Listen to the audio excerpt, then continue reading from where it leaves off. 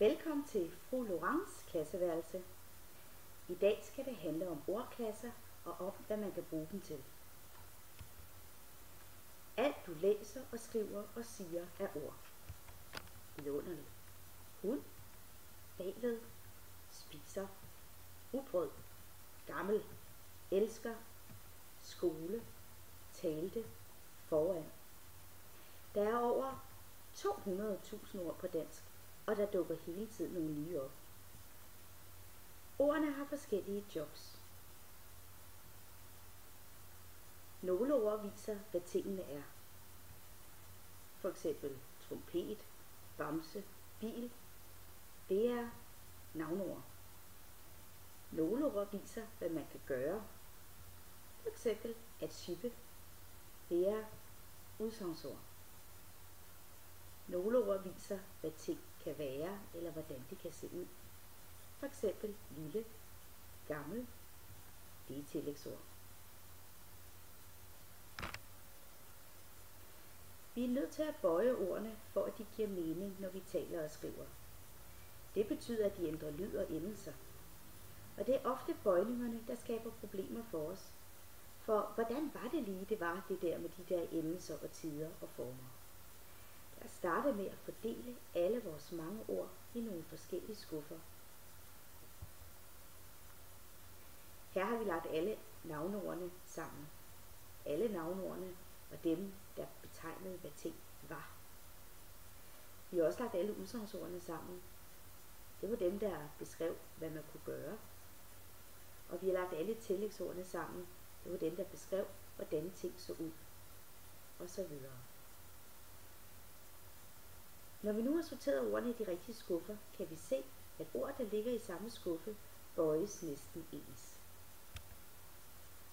Her har vi åbnet 3 af skufferne.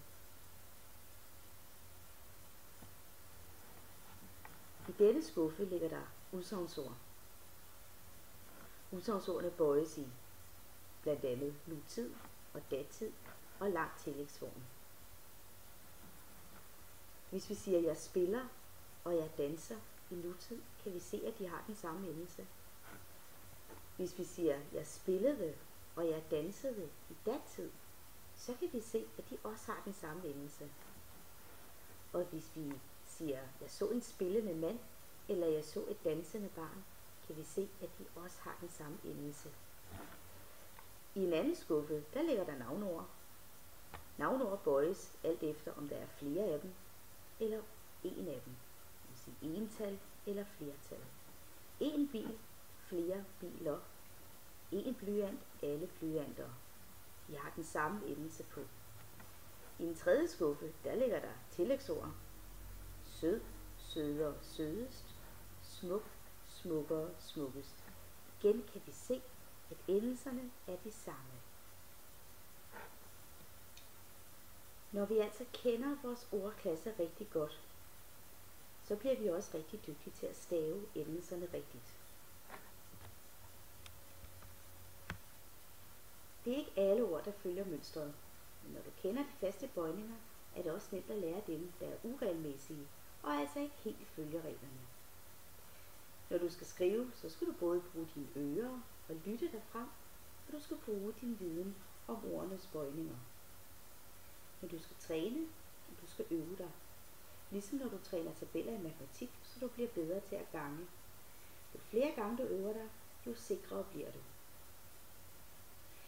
I de næste videoer vil vi dykke ned i de forskellige ordklasser og se nærmere på, hvordan ordene bøjes, og på hvordan vi kan øve os i at skrive endelserne rigtigt hver gang. God fornøjelse.